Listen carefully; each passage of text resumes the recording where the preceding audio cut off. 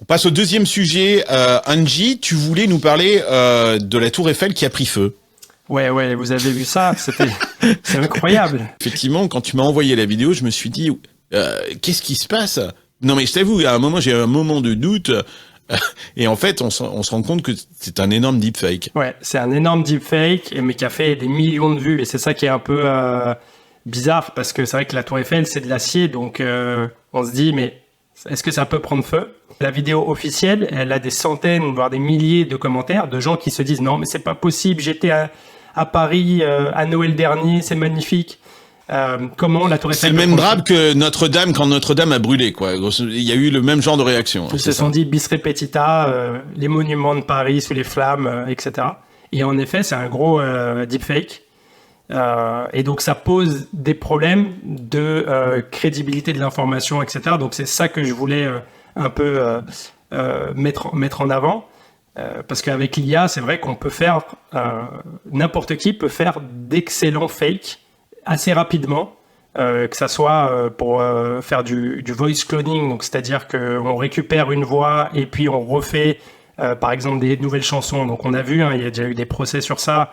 Nouvelle chanson de Drake, ah bah non, en fait c'est pas Drake, c'est une IA. Des vidéos cloning aussi. Donc là où on va avoir potentiellement le visage de quelqu'un de connu qui va faire des choses improbables, ou le vidéo dubbing. Donc là, c'est la voix, c'est ce qu'on voit dans les séries américaines. Sauf que là, la bouche suit la langue. Et moi, j'ai fait Alors, si vous êtes sage, on pourrait vous le montrer, mais j'ai fait une vidéo, par exemple, en japonais, de l'introduction de Silicon Carne. Et bien sûr, je parle pas un mot de japonais. Pas Donc, mal. si vous êtes sage, on va vous le montrer. Ah, super, c'est génial. Ouais, bah, effectivement, on regarde. Mais ça, c'est pas du deepfake, c'est la créativité. Et où est la frontière, tu vois? Parce que tout contenu généré est par définition de la fiction. Enfin, c'est fake. Les exemples académiques pour tester les modèles de création d'images et de vidéos, c'est mets-moi un astronaute qui chevauche un cheval sur la Lune. Bon, bah, c'est du fake, c'est de la création, c'est de la fiction. Et comme le but de la generative AI, l'IA générative, c'est de créer des contenus. On avait avant, oui, mais elle a pas l'intention de tromper. Il n'y a pas de volonté de tromperie. Il y a une volonté de création. Alors que là, dans ce que NJ est en train de parler, il y a une vraie volonté de tromper, et ça peut avoir des conséquences énormes, notamment pour une ville comme Paris où le tourisme est super important, de se dire ah non mais attends, Paris est en feu, la Tour Eiffel est en feu, ça vaut pas la peine que tu y ailles. La Tour Eiffel, j'ai vu, elle a brûlé la semaine dernière. Donc il y a certainement mais je suis d'accord, quand c'est un super outil de création, on le voit sur ma plateforme Uncut, c'est ce qu'ils font toute la journée, mais il y a une volonté de création et pas une volonté de tromperie, parce que tu nous parlais, donner un exemple, NJ, de scam téléphonique. Vas-y, raconte-nous ça, mais c'est vrai que si on est capable de générer ça, on va avoir beaucoup de monde qui vont tomber dans le panneau. Ouais. Non, en fait, c'est vrai qu'aux États-Unis, en ce moment, le scam téléphonique qui marche assez bien, c'est votre femme ou votre mari qui vous appelle. C'est la même voix. Il vous raconte qu'il est dans un accident, sa voiture est en feu avec le portefeuille, le téléphone dedans et qu'il appelle d'un autre téléphone. Il faut absolument lui donner le numéro de la carte bleue avec une voix terrorisée et en larmes. Et là, vous tombez dans le panneau. Et donc, il y a des gens qui se sont fait avoir comme ça. Et plus grave, donc je crois que c'était Stéphanie d'ailleurs qui partageait l'article dans notre groupe, c'était la voix de Biden qui était reprise, si tu veux en parler, Stéphanie. Oui, quoi. C'est pendant les primaires de l'Iowa, le robocall appelait avec la voix de Biden en disant votez ou ne votez pas pour moi, ou je sais plus ce qu'il disait en fait, mais non, c'était n'allez pas voter. N'allez pas voter, voilà, restez chez toi. Restez chez vous, n'allez pas voter et gardez votre vote pour novembre, parce qu'on rappelle que les primaires aux États-Unis peuvent être open et que les démocrates peuvent aller voter pour les primaires républicaines. Et donc là, on avait effectivement un message téléphonique de Biden.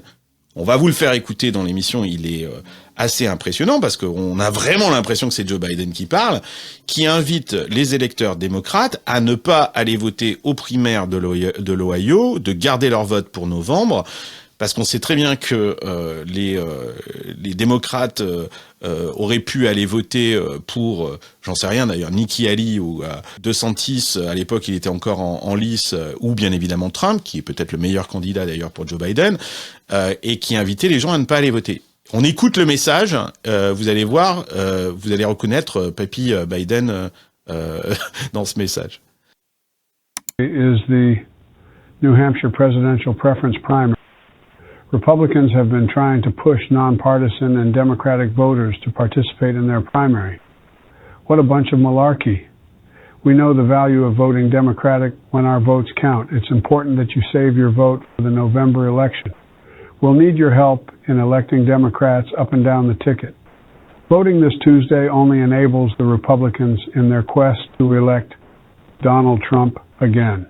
Your vote makes a difference in November, not this Tuesday. If you would like to be removed from future calls, please press 2 now. Et c'est pas d'ailleurs dans l'Ohio, comme on vient de l'entendre, c'est dans le New Hampshire, dans le Super Tuesday qui a eu lieu cette semaine. On enregistre, on est le 24 janvier, donc c'était il y a quelques jours. Donc on voit que ces tentatives de manipulation, on avait eu très très peur que pour ces élections présidentielles, on voit émerger des deepfakes pendant la campagne. Ben ça y est, ils sont là. Ça fait clairement partie du jeu. Comment est-ce qu'on lutte contre ça, Angie ? Moi, justement, ça va reprendre un petit peu le débat open source, closed source. Je pense qu'aujourd'hui, jusqu'à maintenant, on a vu beaucoup de sites de fact-checking, les debunkers, les machins. Je sais que Le Monde, ils ont un site qui est bien fait sur ça. Je pense que le problème, c'est que la fake news corrigée a toujours moins de vues et moins de commentaires et moins d'impressions que la fake news originelle. Donc, je pense que la solution, et moi, je suis un accélérationniste, donc je suis toujours pour plus de technologie pour résoudre les problèmes, c'est que il faut qu'à la source de nos technologies, donc que ce soit dans les navigateurs, les téléphones, ce qu'on veut, il y ait des moyens d'identifier si c'est de la création, comme Jeff disait, si c'est de la fake news avec une intention de nuire, ou si c'est du contenu classique quoi, d'utilisateur. Et voilà, moi c'est mon avis perso. Pour les scams téléphoniques, on le dit aux auditeurs, si ça vous arrive, enfin avant que ça vous arrive, mettez en place un mot de passe avec vos proches et assurez-vous que si vous recevez un appel, quelque chose d'urgent, vous demandez le mot de passe. Ça peut être un mot de code, un nom de code, voilà, pantoufle. Si tu me dis pas le mot pantoufle dans ton truc, ça veut dire que c'est pas toi. Mais vous vous rendez compte ce qu'on est en train de dire? Regardez, vous vous rendez compte des conseils qu'on est en train de donner aux gens, c'est-à-dire d'avoir des mots de passe, des sortes de codes secrets dans leur conversation pour contourner les deepfakes, parce qu'on vit dans ce monde-là et qu'aujourd'hui potentiellement il peut y avoir ce risque-là en face de nous. Et l'impact en fait des deepfakes, il est double, il est positif et il est négatif. Il est négatif, on vient d'en parler. Il y a plein d'autres exemples. Moi, ce qui me fait surtout peur, c'est les jeunes filles dans les écoles qui se retrouvent en fait avec des fausses utilisations de leur image avec du porno et du coup. Et ça, on l'a vu en Espagne notamment. L'horreur. Il y a eu beaucoup d'utilisations dans un petit village d'ailleurs. On sait pas trop pourquoi. Il devait y avoir un nerd ou un geek là-dedans qui a su le faire. Et effectivement, il a remplacé les visages de certaines enfants du village dans des vidéos pornographiques, alors que bien évidemment ces jeunes filles n'avaient pas du tout participé à ces films. Et le deuxième impact, c'est que ça va quand même réduire les coûts pour les élections. Si on parle des élections, on reste sur les élections, sur l'impact de création. Les élections dépensent, c'est le premier secteur qui dépense de l'argent en ad dans les réseaux sociaux. Ils sont très très forts et on va se retrouver inondé de pubs différentes, autogénérées et hyper personnalisées. C'est-à-dire qu'avant il y avait un message qui s'adressait à une certaine cohorte, là il va s'adresser à toi, de Trump qui va te parler, de Biden qui va te parler, de Nikki, j'espère que ce sera Nikki qui va nous parler.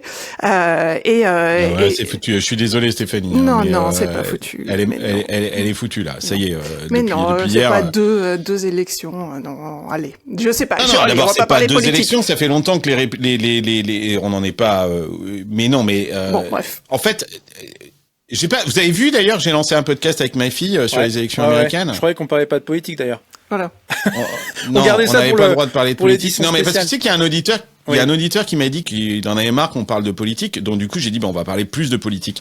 Non, mais j'ai lancé ce podcast avec ma fille sur les élections américaines Et ce qui est très intéressant, et ça va être le sujet d'ailleurs des prochains épisodes, c'est que Stéphanie, tu dis un truc super intéressant, et je veux pas rentrer dans la politique parce que c'est pas le sujet. Là, on est dans une émission tech, mais les élections américaines, elles ne fonctionnent qu'à base d'argent, de pognon. Effectivement, t'as raison, il y a des budgets colossaux qui sont dépensés essentiellement pour faire de la publicité et créer du contenu et des campagnes de plus en plus personnalisées. Et t'as raison de dire que cette technologie, parlons pas de deepfake, peut permettre de créer des messages encore plus personnalisés et bienveillants pour informer des populations sur des enjeux qui sont les leurs et développer des messages réels, quoi, en fait, là-dessus. Mais pour en revenir aux primaires, en fait, ce qu'il faut comprendre, c'est que l'argent des Républicains, il n'est pas infini. Aujourd'hui, il est en train de se diviser entre Trump et Nikki Haley, puisque Ron DeSantis est sorti de la course. Heureusement, d'ailleurs. Désolé pour toi, NJ, puisque... Non, tant mieux. Je suis pas un grand fan de DeSantis. Ok, mais... Ce que je veux dire par là, c'est que aujourd'hui, les Républicains sont en train de financer 2 campagnes, donc ça coûte énormément de pognon. Le fait que les candidats se retirent, c'est de libérer de l'argent pour le mettre au service de celui qui va gagner, quoi, en fait, ou qui pense qu'il va gagner. Donc en gros, quand on voit les candidats se retirer, c'est juste pour faire des économies, quoi, en fait. C'est parce que effectivement, la création de ce contenu-là, il coûte énormément cher et que là, Nikki Haley, elle a besoin aussi de faire de la pub.